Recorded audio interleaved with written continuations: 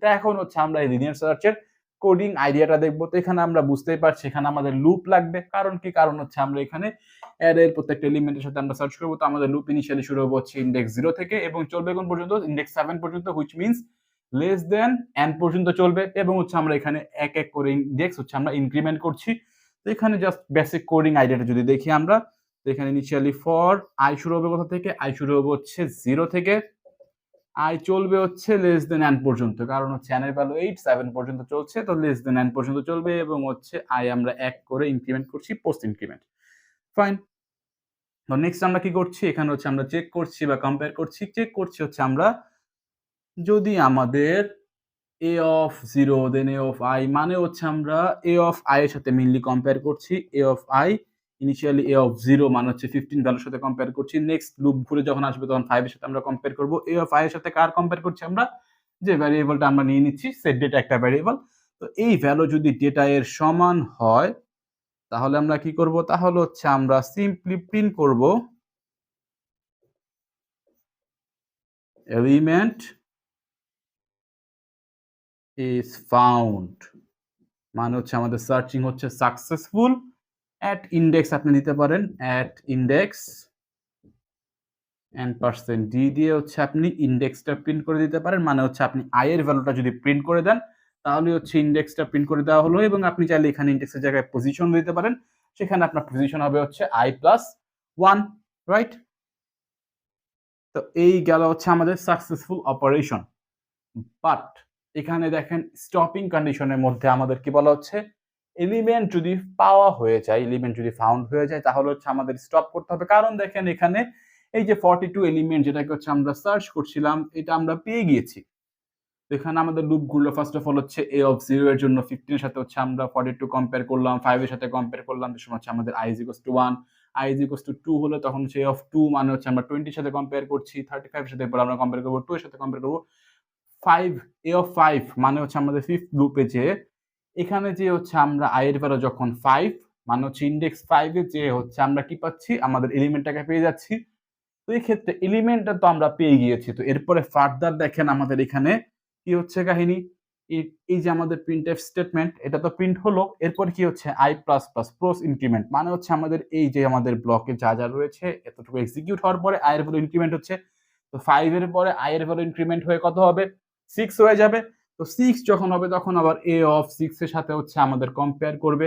মানে হচ্ছে রেস্ট আমাদের এর যতটুকু রয়েছে এলিমেন্ট ফাউন্ড হওয়ার পরে বা পাওয়ার পরেও আমাদের কম্পেয়ার কিন্তু এই কোড অনুযায়ী চলতেই আছে। বাট আমাদের লিনিয়ার সার্চের স্টপিং কন্ডিশনে যেটা বলছে এলিমেন্ট যদি আমরা পেয়ে যাই তখন আমরা স্টপ হয়ে যাব, স্বাভাবিক বিষয়। আমরা এলিমেন্ট পাওয়ার পরেও কেন সার্চ করতে থাকবো? তো এই ক্ষেত্রে আমরা যে কাজটা করব এই স্টেটমেন্টটা এক্সিকিউট হওয়ার পরে আমরা এই ফর লুপকে ব্রেক করে দিব, কারণ এই ফর লুপকে ব্রেক করা মানে হচ্ছে এই কন্ডিশন আর চেক করা হচ্ছে না।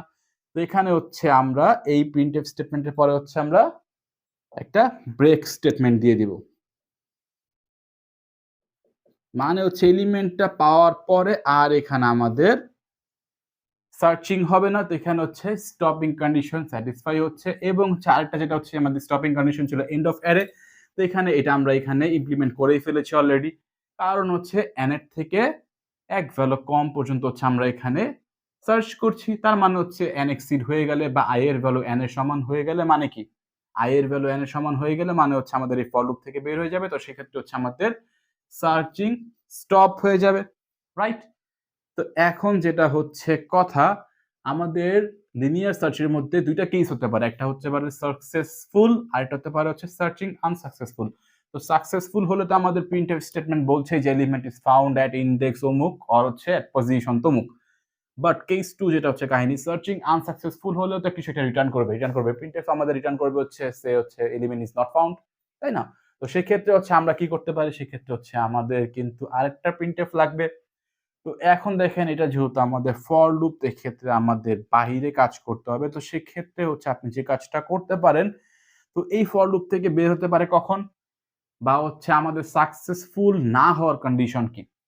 সে হচ্ছে আমরা টোটাল অ্যারে সার্চ করে ফেলেছি, মানে i এর ভ্যালু হচ্ছে ইনিশিয়ালি ছিল কত? 0। 0 তে আমরা পাইনি, 1 এও পাইনি, 2 এও পাইনি, 3 তেও পাইনি, 4 এও পাইনি, কোনো জায়গাতে পাইনি। সে হচ্ছে আমরা 41 যে এলিমেন্ট সেটাকে সার্চ করছি, তো কোনো জায়গায় কিন্তু ম্যাচ হয়নি। তো এখানে i এর ভ্যালু 7 পর্যন্ত চলে এসেছে। 0 থেকে 7 পর্যন্ত আমরা সার্চ করে ফেলেছি। এরপরে হচ্ছে আমাদের এই স্টেটমেন্ট একবারও এক্সিকিউট হয়নি।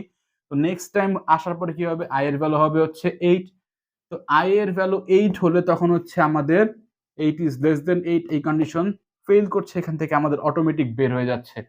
তো এখন i এর ভ্যালু যদি এমন কেস আমরা পাচ্ছি যখন i এর ভ্যালু n এর ভ্যালুর সমান হয়ে যাচ্ছে, সেক্ষেত্রে আমরা বলতে পারি যে আমাদের সার্চিং হয়ে যাচ্ছে আনসাকসেসফুল। তো এই ক্ষেত্রে হচ্ছে আপনি আরেকটা কাজ করতে পারেন। এখানে আসার পরে আপনি ইফ কন্ডিশন দিয়ে লিখতে পারেন i এর ভ্যালু যদি n এর ভ্যালুর সমান হয়ে যায় তাহলে হচ্ছে আমাদের সার্চিং আনসাকসেসফুল। সেক্ষেত্রে হচ্ছে আপনি সিম্পলি প্রিন্টএফ দিয়ে লিখে দিবেন এলিমেন্ট নট ফাউন্ড, রাইট?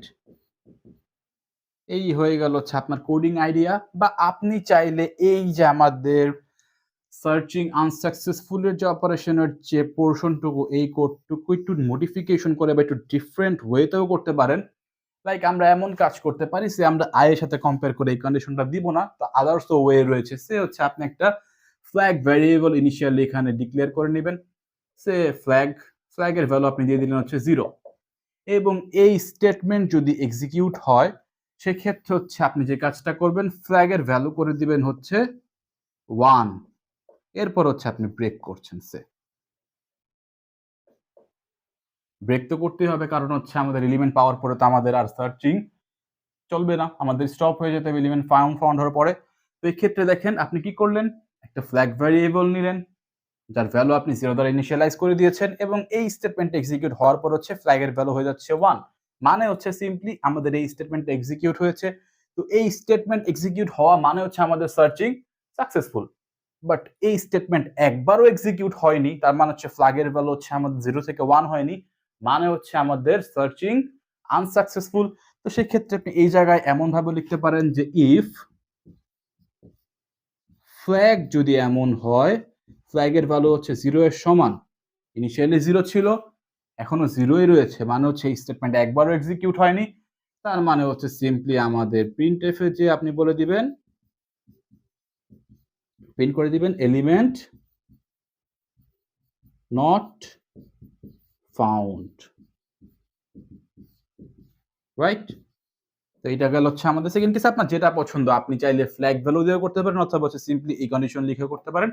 আপনার প্রোগ্রাম হয়ে যাবে এবং হচ্ছে প্রোগ্রাম লেখার জন্য আপনার সবকিছু ইনিশিয়ালাইজ করে নিতে হবে এবং সেগুলো কাজ আপনি কিভাবে কি করতে পারেন আপনি আশা করছি আপনি জানেন। এখানে জাস্ট এটা হচ্ছে বেসিক লজিক, যে কোন লজিকে হচ্ছে আপনি লিনিয়ার সার্চটা ইমপ্লিমেন্ট করবেন। এবং এখন আসি হচ্ছে আমরা হচ্ছে টাইম কমপ্লেক্সিটি নিয়ে যদি কথা বলি,